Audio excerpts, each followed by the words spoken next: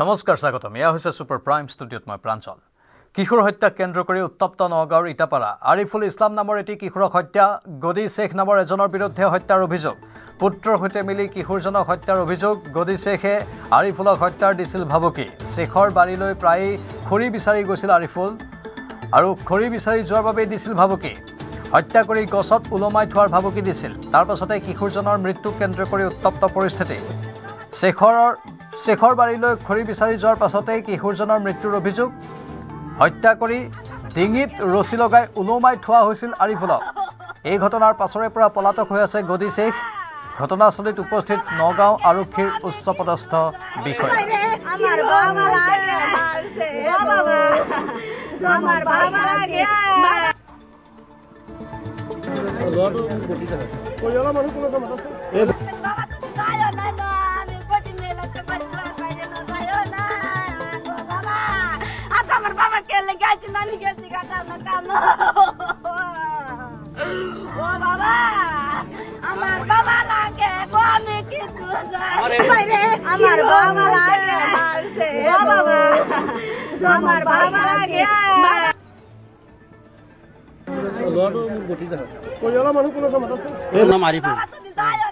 মানে 12 বছৰ ইয়াত মানে খৰি লৈ উঠিবলৈ আহিছিলে কাইলেও আহোঁতে এই যে গদিৰ যে আছে গদিৰ শেখ কাইলৈ আহিছিলে খৰি তুলিবলৈ পিছত মানে লাকুটি দিবলৈ খেদিছে কৈছে কালি তুই আহিবি তুই মাৰি পেলাই বাঁহৰ তলত ওলমাই থৈ দিম এইটো গদিৰে কৈছে গদিৰে ল'ৰাটো কৈছে আজি মানে এইটো ঘটনা হৈ গ'ল আৰু কাইলৈ গদি শেখ ল'ৰাটো যোনটো দৌৰাইছে সেইটো গদিৰ তাৰ গদিৰ ল'ৰাটোৱে বাপেক পিতেক দুটাই কৈছে তেওঁলোকে মাৰিছে মানে কাইলৈ কৈছে যে আজি আহিলে তই মাৰি পেলাই ওলমাই থৈ দিম ইয়াত মানে আজি আহিছে খৰিকেইটা পৰি আছে এই মাৰি পেলাই মানে ইয়াত ওলমাই থৈ দিছে খৰি বিচাৰিবলৈ গৈছিলে আৰিফুল মাদ্ৰাছাত পঢ়ি আছিলে এইটো চিনিয়া মাদ্ৰাছাত ইটাপাৰা আমাৰ জ্যেষ্ঠ সাংবাদিক নীলোৎপল বৰা বৰ্তমান ফোন লাইনত আছে নীলোৎপল অতি এক ভয়ংকৰ ঘটনা আৰু অধিক কি তথ্য আছে আপোনাৰ লগত নিশ্চয় প্ৰাঞ্জল এটা অতি ভয়ংকৰ ঘটনা সংঘটিত হৈছে এটা যি নৃশংস ঘটনা বুলি ক'ব লাগিব এগৰাকী 12 বছৰীয়া কিশোৰক যি হত্যা কৰি পেলাই ৰছীৰে বান্ধি ওলমাই থোৱা হৈছিলে তাৰপিছতে ইটাপাৰাত যথেষ্ট উত্তপ্ত পৰিস্থিতি সৃষ্টি হৈছে কিন্তু ৰাইজে বিচাৰিছে যে অতি সোনকালে গদি শেখ নামৰ যিগৰাকী ব্যক্তি অভিযুক্ত যিগৰাকীয়ে আচলতে যোৱাকালি যে খৰি বিচাৰি গৈছিলে সেই সময়ত গদি শেখে কৈছিলে যে আজিৰ পৰা যদি মোৰ বাৰীলৈ খৰি বিচাৰি আহ তেনেহলে তোক ইয়াত মাৰি পেলাই ৰছী দি পেলাই ওলমাই থৈ দিম বুলি কৈছে সেই ভাবুকি দিছিলে গতিকে সেই ৰাইজে কৈছিলে গদি শেখে এই হত্যাকাণ্ড সংঘটিত কৰিছে তেওঁৰ পুত্ৰৰ সৈতে লগ হৈ কিন্তু বৰ্তমানলৈ গদি শেখৰ কোনো সন্ধান পোৱা নাই নগাঁও আৰক্ষীয়ে বৰ্তমান গদি শেখক বিচাৰি আছে আৰু যেতিয়ালৈকে গদি শেখক বিচাৰি নাপায় তেতিয়ালৈকে এই ঘটনাৰ ৰহস্য নোলাব কিন্তু ৰাইজ যথেষ্ট ক্ষোভিত হৈ আছে কাৰণ এগৰাকী 12 বছৰীয়া কিশোৰক এইদৰে নৃশংসভাৱে হত্যা কৰি ৰছীৰে বান্ধি ওলমাই থোৱা কাৰ্য কোনো কাৰণতে কোনেও সহ্য কৰিব নোৱাৰে আৰু ইটাপাৰাত যি ঘটনা সংঘটিত সেই ঘটনাৰ পিছতে ৰাইজৰ মাজত ক্ষোভৰ উদ্গীৰণ হৈছে প্ৰাঞ্জল ধন্যবাদ নীলোৎপল বৰা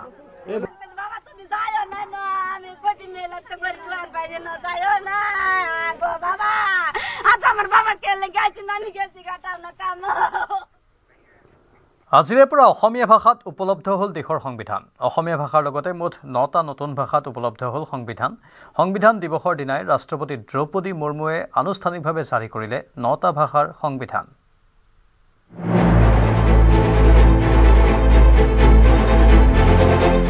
আজি সংবিধান দিৱস সংসদ ভৱনত উদযাপন দেশৰ ৭৬ সংখ্যক সংবিধান দিৱস সামাজিক বিশেষ দিনটোত সংবিধান প্ৰণেতাসকলক স্মৰণ ৰাষ্ট্ৰপতি প্ৰধানমন্ত্ৰীৰ উপস্থিতিত বুধবাৰে সংসদ ভৱনত উদযাপন কৰা হয় সংবিধান দিৱস গণৰাজ্য বনানে কে লিয়ে আনহাতে আজিৰে পৰাই 9টা নতুন ভাষাত উপলব্ধ হ'ল দেশৰ সংবিধান অসমীয়া মালায়ালাম মাৰাঠী নেপালী বড়ো কাশ্মীৰী তেলেগু উৰিয়া আৰু পাঞ্জাবী ভাষাতো এতিয়াৰে পৰা উপলব্ধ হ'ল দেশৰ সংবিধান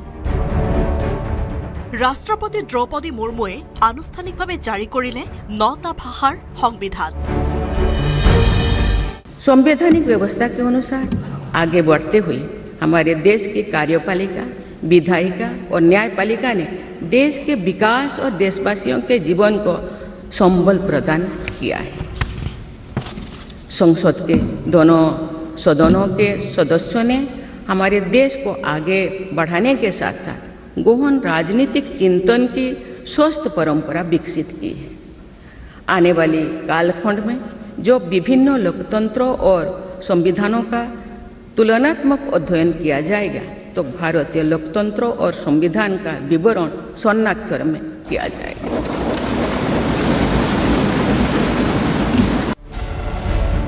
সংবিধান দিৱস সম্বোধন কৰি কেইবাটাও প্ৰসংগ দাঙি ধৰে ৰাষ্ট্ৰপতি দ্ৰৌপদী মুৰ্মুৱে।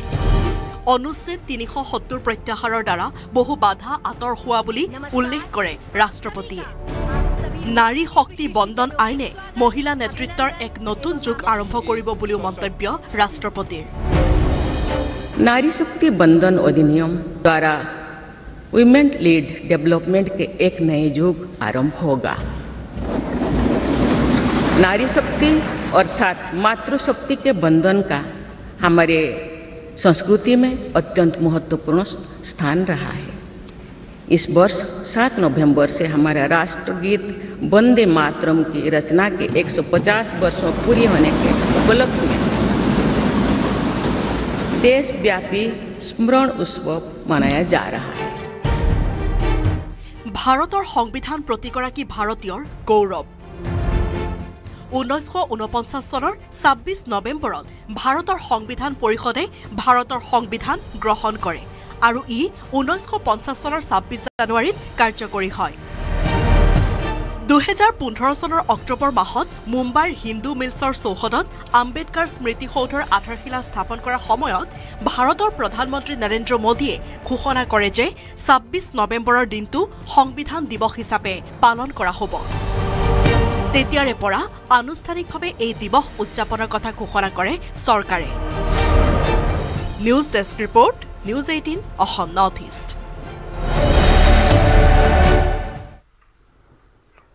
নিজৰ স্বাৰ্থৰ বাবে 106বাৰ সংবিধান সংশোধন কৰিছে কংগ্ৰেছে। ইয়াৰ দ্বাৰা ভোট বেংক আৰু তুষ্টিকৰণৰ ৰাজনীতিৰ চূড়ান্ত প্ৰতিফলন হৈছে। এই মন্তব্য ৰাজ্যিক বিজেপিৰ সভাপতি দিলীপ শইকীয়াৰ। কংগ্ৰেছ দলে কুকীৰ্তিৰে দেশৰ সংবিধানক ভৰিৰে মোহাৰিছে বুলিও সমালোচনা শইকীয়াৰ। আজি আমি দেশৰ সংবিধানৰ প্ৰতি পুনৰ এবাৰ আনুগত্য স্বীকাৰ কৰি আমাৰ যি গণতন্ত্ৰৰ আত্মা, আমাৰ সংবিধান, এই সংবিধানৰ প্ৰতি দায়বদ্ধতাৰে আৰু লেণ্ড অফ দি ল যিটো কোৱা হৈছে, আমাৰ নিজৰ আইনখন, নিজৰ সংবিধানখনৰ যিটো লেটাৰ এণ্ড স্পিৰিট, সেই লেটাৰ এণ্ড স্পিৰিটক আমি শিৰোধাৰ্য কৰি আমি আগবাঢ়ি যাম। সংবিধানত উল্লেখিত নাগৰিকৰ বিশেষ যি কৰ্তব্য, সেই কৰ্তব্যসমূহকো আমি স্মৰণ কৰি আমি আগন্তুক দিনত মা ভাৰতীক বিশ্বগুৰু হিচাপে আৰু এখন বিকশিত ৰাষ্ট্ৰ হিচাপে গঢ়ি তোলাৰ বাবে আজি পুনৰ এবাৰ সংকল্প গ্ৰহণ কৰিছোঁ। আৰু কংগ্ৰেছকে ধৰি বিভিন্ন ৰাজনৈতিক দলে নিজৰ স্বাৰ্থৰ বাবে কেইবাবাৰো যি দেশৰ সংবিধানখন সংশোধন কৰিছে, এতিয়ালৈকে 106বাৰ দেশৰ সংবিধান সংশোধন হৈছে আৰু তাৰ ভিতৰত কেইবাবাৰো কংগ্ৰেছে বিশেষকৈ 42nd এমেণ্ডমেণ্ট 42তম সংশোধনীৰ জৰিয়তে কংগ্ৰেছ দলে দেশৰ সংবিধানৰ প্ৰিয়ামলত সেকুলাৰ শব্দটো তেওঁলোকে নতুনকৈ সংযোজন কৰিছে। বাবা চাহেব ডক্টৰ ভীমৰাও আম্বেদকাৰ ডাঙৰীয়াৰ জৰিয়তে প্ৰণয়ন হোৱা বা আমাৰ গোপীনাথ বৰদলৈ ডাঙৰীয়াৰ পৰা আৰম্ভ কৰি 299জন সংবিধান সভাৰ সদস্যই প্ৰায় 2 বছৰ 11 মাহ 18 দিন তেওঁলোকে বিভিন্ন আলোচনাত বিলোচনা কৰি দেশৰ কাৰণে অনুকূল হোৱা, গণতন্ত্ৰক শক্তিশালী কৰিব পৰা আৰু সকলোৰে অধিকাৰ সুনিশ্চিত কৰিব পৰা, ন্যায় দিব পৰা এখন অত্যন্ত প্ৰসিদ্ধ এখন আজি বিশ্বৰ যিমান দেশ আছে তাৰ ভিতৰত প্ৰসিদ্ধ এখন সংবিধান আমাক উপহাৰ দি গৈছে। আমি সংবিধানখনৰ প্ৰতিটো দফা 44টা অধ্যায়ত সন্নিৱিষ্ট প্ৰতিটো দফা আমি আখৰে আখৰে পালন কৰি যাম বুলি আজি আকৌ এবাৰ সংকল্প প্ৰতিশ্ৰুতিবদ্ধ হৈছোঁ। সংবিধান দিৱসত দেশৰ নাগৰিকলৈ প্ৰধানমন্ত্ৰী মোদীৰ পত্ৰ। সংবিধানে সাধাৰণ পৃষ্ঠভূমিৰ ব্যক্তিকো উচ্চতম স্তৰত সেৱাৰ কৰাৰ সুযোগ দিছে। সংবিধানে অসংখ্য নাগৰিকক সপোন পূৰ্ণ কৰাৰ শক্তি প্ৰদান কৰিছে। পত্ৰত সংবিধানৰ বিষয়ে এনেদৰে উল্লেখ কৰিলে প্ৰধানমন্ত্ৰী মোদীয়ে। পত্ৰত সংবিধান প্ৰণেতাসকলৰ নামো উল্লেখ কৰিলে মোদীয়ে। এই শতিকাৰ 25টা বৰ্ষ ইতিমধ্যে সম্পূৰ্ণ হৈছে আৰু মাত্ৰ 2টা দশকত স্বাধীনতা প্ৰাপ্তিৰ 100টা বৰ্ষ সম্পূৰ্ণ হ'ব। 2049 চনত সংবিধান গ্ৰহণৰো এটা শতিকা হ'ব নাগৰিকসকলে নিজৰ কৰ্তব্যক সৰ্বোপৰি হিচাপ লওক কিয়নো ভাৰত বিকশিত ভাৰতৰ দিশে অগ্ৰসৰ হৈছে ভাৰতৰ নাগৰিকক উদ্দেশ্যি এনেদৰে পত্ৰ প্ৰেৰণ প্ৰধানমন্ত্ৰীৰ ভোটাধিকাৰৰ কথাও উনুকিয়ালে প্ৰধানমন্ত্ৰী নৰেন্দ্ৰ মোদীয়ে গণতান্ত্ৰিক অধিকাৰে দেশৰ ভৱিষ্যত মজবুত কৰিব বিকশিত আৰু শক্তিশালী ভাৰতৰ বাবে সকলোকে কাম কৰিবলৈ আহ্বান প্ৰধানমন্ত্ৰীৰ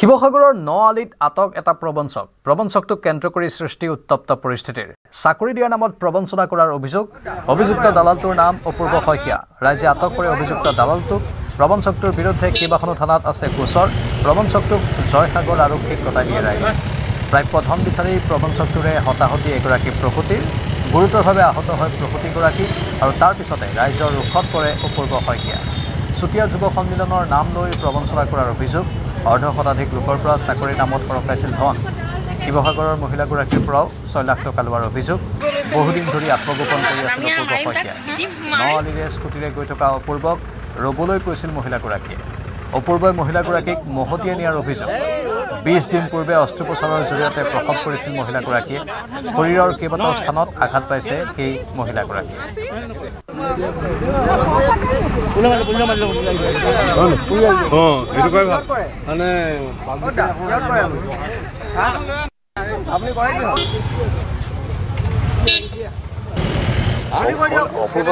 অপূৰ্ব শইকীয়া মোৰ নামটো কি হ'ল ঘটনাটো হ'ল মানে কি হ'ল আমাৰ জনগোষ্ঠীৰ ফালৰ পৰা এটা সংৰক্ষণৰ আসনৰ ডিমাণ্ড আহিছিলে আমি তেতিয়া আমাৰ নিজৰ ল'ৰাখিনি আৰু আদাৰ কাষ্ট কমিউনিটিৰ মানুহ লৈছিলোঁ এখেতৰ পৰা কিমান পইচা ল'লে এখেতসকলে আমাক একচুৱেলি আপোনাৰ 4 লাখ টকা দিছিলে আপোনাক 4 লাখ টকা দিছিলে কেলে লৈছিল আপুনি পইচাটো আমি সেইখিনি পইচাটো কেলে লৈছিলে আমি খৰচৰ নামতহে লৈছিলোঁ অহা যোৱা কাৰণে লৈছিলে আমি গুৱাহাটীলৈ অহা যোৱা কৰা সংগঠনৰ ইটো কাগজ পত্ৰ বনোৱা আপোনাৰ জনগোষ্ঠীৰ যিটো সংগঠনটোৰ নাম কি আমি চুতীয়া জনগোষ্ঠী হৈ গৈছিলোঁ চুতীয়া জনগোষ্ঠী কিমান টকা লৈছিলে বেছি লোৱা নাছিল 4 লাখ টকা তাৰ পৰা লৈছিলে এই দাদাৰ পৰা লৈছিলে কোনজন দাদা আছে গাড়ীতে 4 লাখ টকা লৈছিলে এতিয়া আপোনালোকে তেওঁলোকৰ কাম কৰি দিলে নাই আমাৰ কামখিনি বন্ধ হৈ গ'ল হোৱা নাই আমি পইচাটো ঘূৰাই দিম কিহৰ চাকৰি দিয়ে আমি চাকৰি নকৰোঁ কি দিয়ে আমি ব্যৱসায় কৰোঁ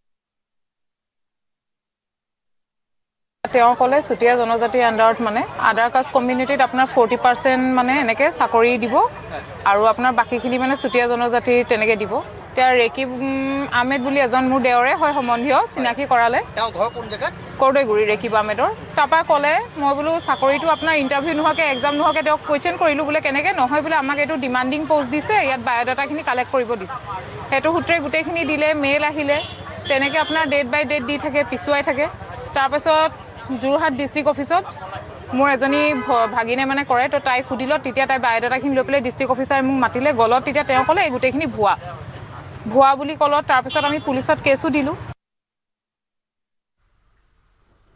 এছআইআৰক লৈ উত্তপ্ত পশ্চিমবংগ এছআইআৰে পশ্চিমবংগ চৰকাৰখনলৈ এনেকৈ ভাবুকি কঢ়িয়াই আনিছে যে চৰকাৰৰ ভয়ত এতিয়া খোদ নিৰ্বাচন আয়োগৰ বিষয়াই বিচাৰিবলগীয়া হৈছে নিৰাপত্তা পশ্চিমবংগত নিৰাপত্তাহীনতাত ভুগিছে নিৰ্বাচন আয়োগৰ বিষয়া কৰ্মচাৰী যাৰ বাবে ভাৰতীয় নিৰ্বাচন আয়োগে পশ্চিমবংগত থকা বিষয়া কৰ্মচাৰীৰ নিৰাপত্তা আৰু সুৰক্ষা বিচাৰি কলকাতা আৰক্ষী আয়ুক্তলৈ প্ৰেৰণ কৰে পত্ৰ 24 নৱেম্বৰত পশ্চিমবংগৰ মুখ্য নিৰ্বাচনী বিষয়াৰ কাৰ্যালয়ত নিৰাপত্তা ভংগ হোৱা কাৰ্য সংঘটিত হোৱাৰ অভিযোগ উত্থাপন কৰা হৈছে পত্ৰখনত যিটো সংবাদ মাধ্যমতো বহুলভাৱে প্ৰচাৰিত হৈছিল কাৰ্যালয়ত বৰ্তমানৰ নিৰাপত্তা পৰিস্থিতি চম্ভালিব পৰাকৈ অপৰ্যাপ্ত ব্যৱস্থা পৰিলক্ষিত হোৱাৰ কথা উল্লেখ কৰা হৈছে পত্ৰখনত ইয়াৰ ফলত মুখ্য নিৰ্বাচনী বিষয়া অতিৰিক্ত মুখ্য নিৰ্বাচনী বিষয়া যুটীয়া প্ৰধানৰ সুৰক্ষা আৰু নিৰাপত্তাৰ প্ৰতি ভাবুকি অহাৰ সম্ভাৱনা ব্যক্ত কৰিছে নিৰ্বাচন আয়োগে নিৰ্বাচনী বিষয়া উপমুখ্য নিৰ্বাচনী বিষয়া আৰু মুখ্য নিৰ্বাচনী বিষয়াৰ কাৰ্যালয়ত কৰ্মৰত অন্যান্য বিষয়া কৰ্মচাৰীসকলক আৰক্ষী কৰ্তৃপক্ষই কাৰ্যালয়ত তেওঁলোকৰ বাসগৃহত আৰু ইফালে সিফালে অহা যোৱা কৰাৰ সময়ত নিৰাপত্তা নিশ্চিত কৰাৰ ক্ষেত্ৰত সকলো ধৰণৰ ব্যৱস্থা গ্ৰহণ কৰিব লাগে বুলি উল্লেখ কৰিছে ইমানেই উদ্বিগ্ন হৈ পৰিছে পশ্চিমবংগৰ পৰিস্থিতি প্ৰতি মুহূৰ্তত নিৰ্বাচন আয়োগৰ বিষয়া কৰ্মচাৰীয়ে ভয় শংকাৰে কটাবলগীয়া হৈছে দিন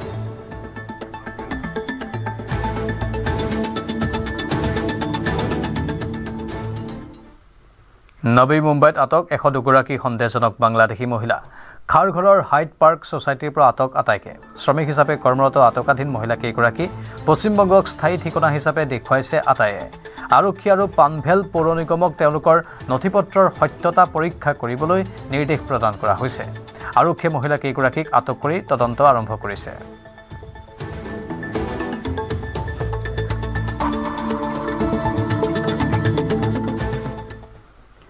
ইণ্ডোনেছিয়াৰ সুমাত্ৰা দ্বীপত বান আৰু ভূমিস্খলনে আনিছে প্ৰলয় বান ভূমিস্খলনত মৃত্যু অতি কমেও 17 জন লোকৰ আনহাতে নিৰুদ্দিষ্ট হৈ আছে 6 জন লোক শিবুলগা চহৰৰ পৰম বুদানৰ এটা ঘৰ ভূমিস্খলনত সম্পূৰ্ণৰূপে ধ্বংস হৈ যায় ঘৰটোৰ ভিতৰত থকা মাতৃ আৰু সন্তানে সাৱধানবলগীয়া হয় কৰুণ মৃত্যুক ধাৰাসাৰ বৰষুণৰ ফলত হোৱা বানৰ লগতে ভূমিস্খলনে ধাৰণ কৰে ভয়ংকৰ ৰূপ মাটিত পুত গৈছে বহু লোক ভূমিস্খলনত পুত যোৱা লোকক উদ্ধাৰ কৰিবলৈ গৈ কেৱল ইটোৰ পাছত সিটো মৃতদেহে উদ্ধাৰ কৰিছে উদ্ধাৰকাৰী দলে প্ৰতিকূল বতৰৰ বাবে উদ্ধাৰ অভিযানতো আহিছে জটিলতা বুধবাৰে উদ্ধাৰকাৰীয়ে আটাইতকৈ বেছি ক্ষতিগ্ৰস্ত শিৱলগা চহৰত কমেও 5টা মৃতদেহ আৰু 3 জন আহত লোক উদ্ধাৰ কৰিছে অঞ্চলটোত 4 জন লোক নিৰুদ্দিষ্ট হৈ থকাৰ খবৰ পোৱা গৈছে চেণ্ট্ৰেল তপানলিত ভূমিস্খলনে কেইবাটাও ঘৰ ক্ষতিগ্ৰস্ত কৰিছে ভূমিস্খলনৰ ফলত 4জনীয়া পৰিয়াল এটাৰ মৃত্যু হোৱাৰ লগতে বানত প্ৰায় 2000 পৰিয়ালৰ বাসগৃহ বুৰ গৈছে উত্তৰ তপানলি জিলাটোৰ ভূমিস্খলনে 50টা ঘৰ ক্ষতিগ্ৰস্ত কৰিছে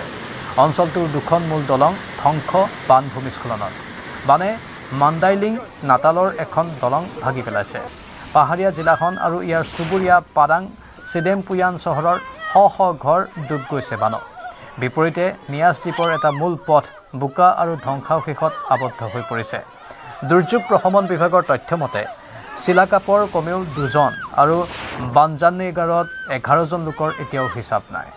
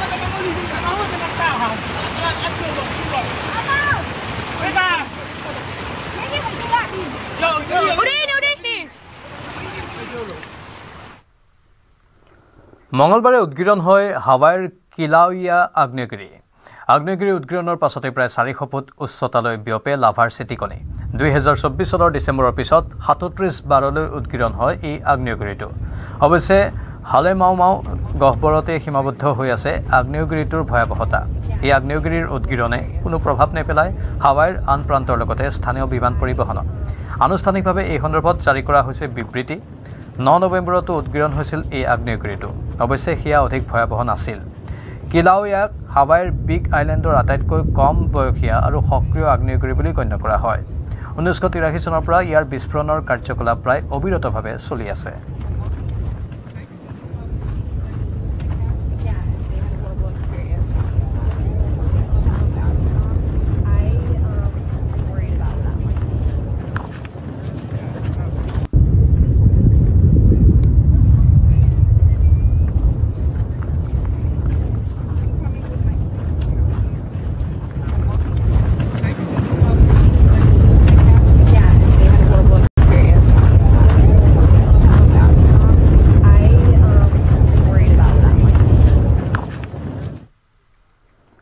কেবিনেটত 6 জনগোষ্ঠীৰ জনজাতিকৰণৰ মন্ত্ৰীগোটৰ প্ৰতিবেদন দাখিল মন্ত্ৰী অতুল বৰাৰ নেতৃত্বত গঠন কৰি দিয়া হৈছিল মন্ত্ৰীগোট কাইলৈ বিধানসভাত দাখিল হ'ব কেবিনেটত গ্ৰহণ কৰা প্ৰতিবেদন মন্ত্ৰী ৰনোজ পেগুৱে বিধানসভাৰ অধ্যক্ষৰ হাতত দাখিল কৰিব প্ৰতিবেদন কেবিনেটৰ অন্তত এই মন্তব্য মুখ্যমন্ত্ৰী হিমন্ত বিশ্ব শৰ্মাৰ 26 তাৰিখে অসম কেবিনেটৰ এখন বিশেষ বৈঠক হ'ব য'ত নেকি 6 জনগোষ্ঠীৰ জনজাতিকৰণ সম্পৰ্কীয় গঠিত মন্ত্ৰীসভাৰ গোটখনে নিজৰ প্ৰতিবেদন দাখিল কৰিব পোনপ্ৰথমে মই আপোনালোকক জনাব খুজিছোঁ যে এই মন্ত্ৰীসভাৰ গোটখনৰ গঠন ৰাজ্য চৰকাৰে দায়িত্ব লোৱাৰ লগে লগে তাক পুনৰ গঠন কৰিছিল।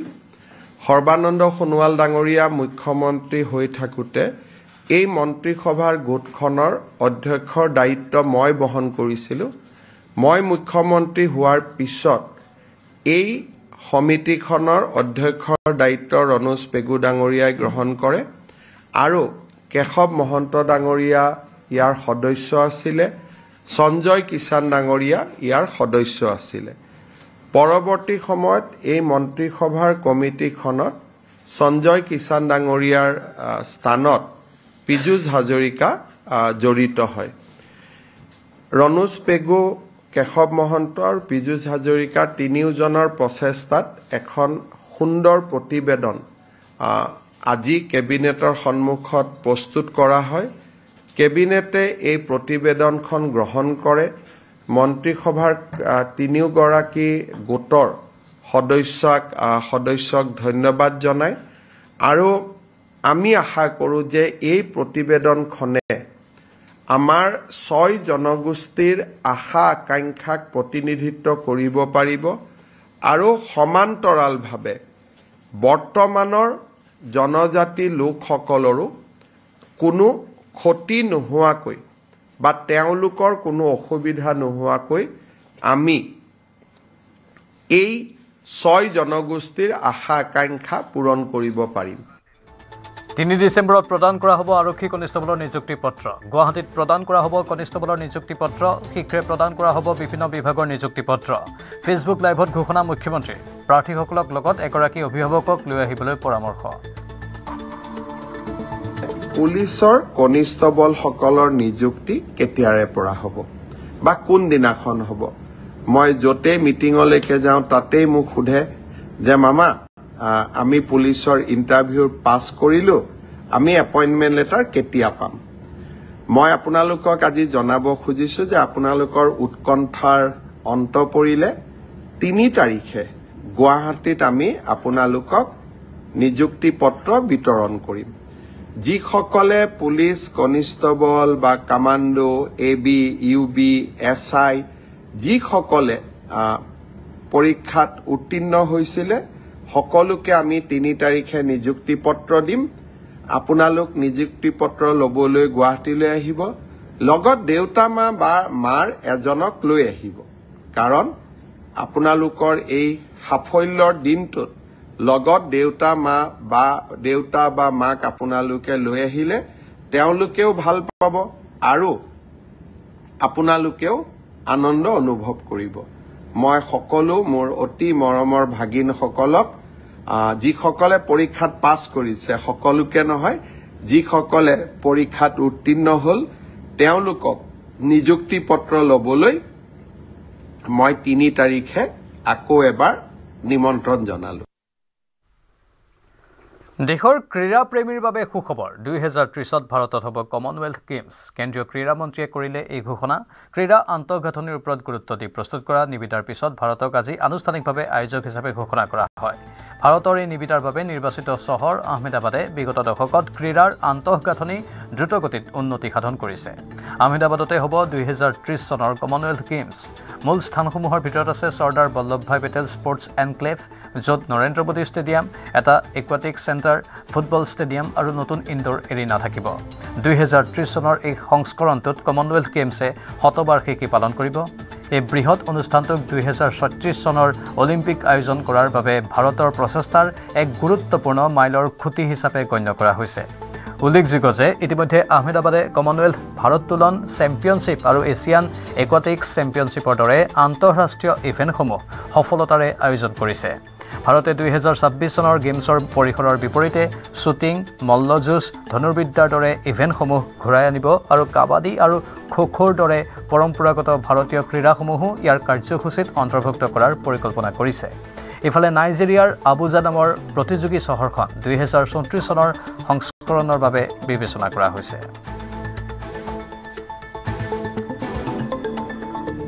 कॉमनवेल्थ स्पोर्ट्स काउंसिल की जनरल असेंबली ने आज भारत को 2030 के लिए कॉमनवेल्थ गेम्स भारत में आयोजित करने के लिए औपचारिक घोषणा करी है। ये देश के लिए गौरव की बात है। मोदी जी के नेतृत्व में पिछले 1 दशक में हम इंटरनेशनल लेवल के 22 बड़ी गेम्स देश के 18 सिटी में कर चुके हैं। ये भारत की बड़ी स्पोर्ट्स, बड़ी गेम्स का आयोजन करने की क्षमता को दर्शित करते हैं। मुझे ये भी इस बात की खुशी है कि 2029 में कॉमनवेल्थ जैसी ही बड़ी गेम्स, वर्ल्ड पुलिस गेम्स के लिए भी भारत को यजमानी मिल चुकी है और 2030 के लिए कॉमनवेल्थ के लिए भी आज ओलंपिक कॉमनवेल्थ काउंसिल की जनरल असेंबली ने अनुमति दी है। 28 নৱেম্বৰত মেট্ৰিক পৰীক্ষাৰ্থীয়ে লাভ কৰিব চৰকাৰৰ 300 টকা। 4,25,000 মেট্ৰিক পৰীক্ষাৰ্থীয়ে লাভ কৰিব চৰকাৰী ধন। মেট্ৰিক পৰীক্ষা অনুষ্ঠিত নোহোৱালৈ পৰীক্ষাৰ্থীয়ে লাভ কৰিব 300 টকাকৈ। ডিচেম্বৰ, জানুৱাৰী, ফেব্ৰুৱাৰীতো লাভ কৰিব 300 টকাকৈ। এই কথা আজি মুখ্যমন্ত্ৰীয়ে সদৰি কৰে। আমাৰ মেট্ৰিক পৰীক্ষাৰ দিন ঘোষণা কৰা হৈছে। আমি এটা আঁচনি আপোনালোকৰ বাবে আগবঢ়াই দিছিলোঁ যাতে মেট্ৰিক পৰীক্ষাৰ যিসকলে মেট্ৰিক পৰীক্ষাৰ সন্মুখীন হ'ব তেওঁলোকে যাতে কিতাপ এখন কিনিব পাৰে, পেন এটা কিনিব পাৰে, কলম এটা কিনিব পাৰে, গাখীৰ এগিলাচ খাব পাৰে, অলপমান নোটৰ বহী এখনো কিনিব পাৰে। সেইবাবে আমি প্ৰতিশ্ৰুতি দিছিলোঁ যে আপোনালোকক আমি মেট্ৰিক পৰীক্ষা নোহোৱালৈকে মাহত 300 টকাকৈ দি থাকিম। এইবাৰ প্ৰায় 4,25,000 ছাত্ৰ ছাত্ৰীয়ে 28 তাৰিখে শিক্ষামন্ত্ৰী ৰণোজ পেগু ডাঙৰীয়াৰ সৈতে আপোনালোকক নৱেম্বৰ মাহৰ 300 টকাটো মুকলি কৰি দিম। তাৰ পিছত ডিচেম্বৰত পাব, জানুৱাৰীত পাব, ফেব্ৰুৱাৰীত পাব।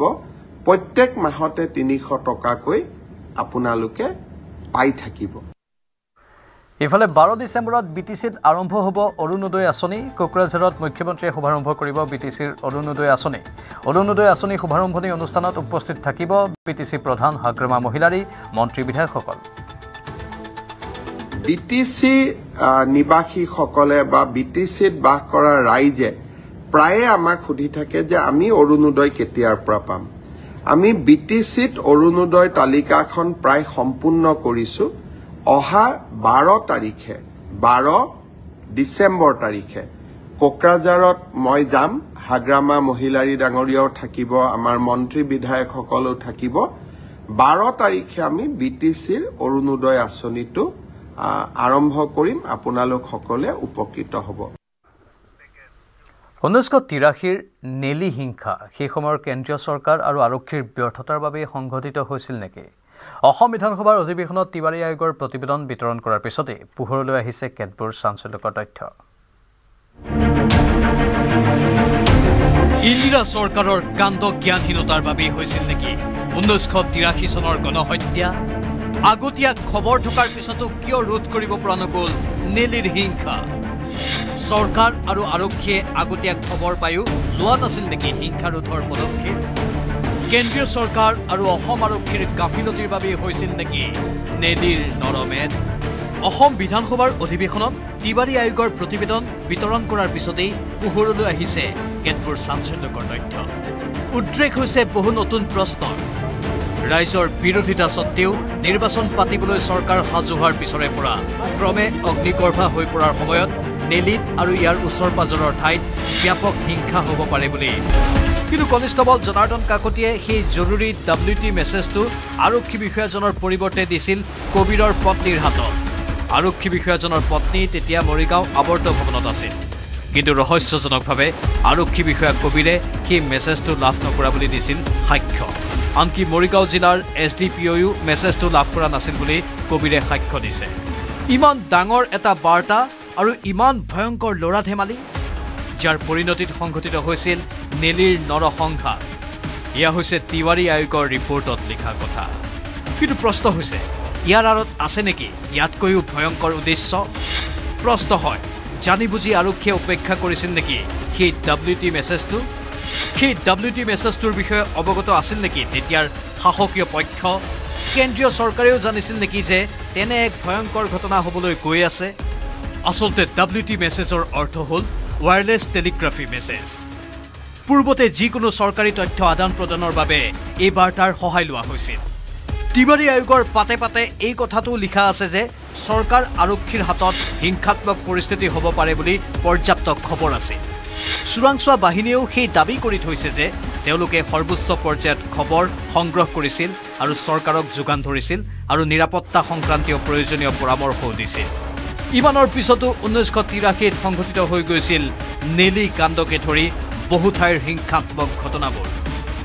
প্ৰশ্ন হয়, তেতিয়াৰ কেন্দ্ৰীয় চৰকাৰে সকলো জানিও অসমক জ্বলিবলৈ এৰি দিছিল নেকি? কেৱল নিৰ্বাচনত জয়ী হৈ ক্ষমতা দখলৰ বাবে উপেক্ষা কৰা হৈছিল নেকি আইন শৃংখলাজনিত ভয়ংকৰ দিশবোৰ? এনে বহু প্ৰশ্নৰ উত্তৰ কালৰ গৰ্ভত লুকাই আছে। অসমক জ্বলিবলৈ এৰি দিয়া সেই বিভৎস কাহিনীবোৰ এদিন নিশ্চয় উজাগৰ হ'বই। Bureau report, news 18, Assam north east.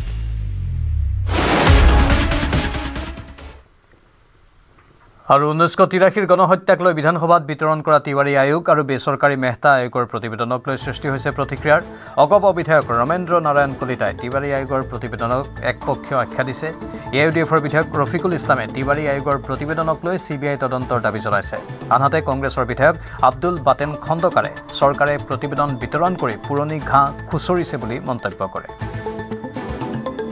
তিৱাৰীৰ যিটো কমিশ্যনৰ ৰিপৰ্ট, এই ৰিপৰ্টত মই ভাবোঁ যে এইটো একপক্ষীয় আছিল। সেই সময়ত আমাৰ আন্দোলনকাৰীৰ লগত কোনো ধৰণৰ হিয়াৰিং লোৱা হোৱা নাছিল, সদৌ অসম ছাত্ৰ সন্থাই হওক বা গণসংগ্ৰাম পৰিষদৰ লগত। আৰু মেহতাটোৰ ক্ষেত্ৰত সেইটো আমাৰ হিয়াৰিং লৈছিলে। মোৰ মনত আছে সদৌ অসম ছাত্ৰ সন্থা আৰু গণসংগ্ৰাম পৰিষদত তেওঁলোকে প্ৰতিনিধিৰ পৰা তেওঁলোকে এটা হিয়াৰিং লৈছিল, শুনানি লৈছিলে। মেহতা আয়োগটো বেচৰকাৰী সংস্থাৰ হয়, গতিকে সেইটো বিধানসভাত দাখিল হ'ব নোৱাৰে। চাৰ্কুলেট কৰিব পাৰে, বেলেগ কথা। আৰু আপোনাৰ যিটো তিৱাৰী আয়োগৰ কথা, তিৱাৰী আয়োগৰ আপোনাৰ 1987 বোধহয় 31 মাৰ্চত ইতিমধ্যে দাখিল হৈছিলে। এতিয়া মানে পুৰণি ঘাঁহ খুচৰি পেলাই এটা যেনে জুবিনদাৰ বৰ অসম গঢ়াৰ যিটো বাতাবৰণ সৃষ্টি হৈছে সেইটোক মানে নষ্ট কৰাৰ কাৰণে তেওঁলোকৰ এইবিলাক অপকৌশল। কংগ্ৰেছো দাখিল কৰা নাই। প্ৰফুল্ল মহন্ত ডাঙৰীয়াই খালী ঘোষণা কৰি তাৰ বুকলেটটো নিদিলে, কিতাপ উঠাই নিদিলে। ইয়াৰ পিছত সোণোৱাল ডাঙৰীয়াও নিদিলে। এতিয়া আহি বুকলেটটো উঠাই দিছে। বুকলেট উঠাই দিয়াই যথেষ্ট নহয়। আপোনালোকৰ যোগেদি মুখ্যমন্ত্ৰী হেমন্ত বিশ্ব ডাঙৰীয়াক আহ্বান জনাইছো, আপুনি যদি সাহস পায় CBI তদন্ত ঘোষণা কৰি দিয়ক। 83 সেই আন্দোলন, তেতিয়াৰ পৰিৱেশ, তেতিয়াৰ পৰিস্থিতি, কোনে হত্যা কৰিলে, পিছত কোন। মেহতা আয়োগৰ প্ৰতিবেদনটোক মই খুব গুৰুত্ব সহকাৰে এইকাৰণে নলওঁ, এইটো কোনো চৰকাৰী হেৰি নহয়। আপুনিও এটা কাৰোবাক দায়িত্ব দি এটা ৰিপৰ্ট বনাব পাৰে, সেইটো ৰিপৰ্টৰ যে খুব বেছি গুৰুত্ব আছে বুলি মই নাভাবোঁ। আৰু বাতৰি দেখোঁতে সময় হৈছে বাণিজ্যিক বিৰতিৰ।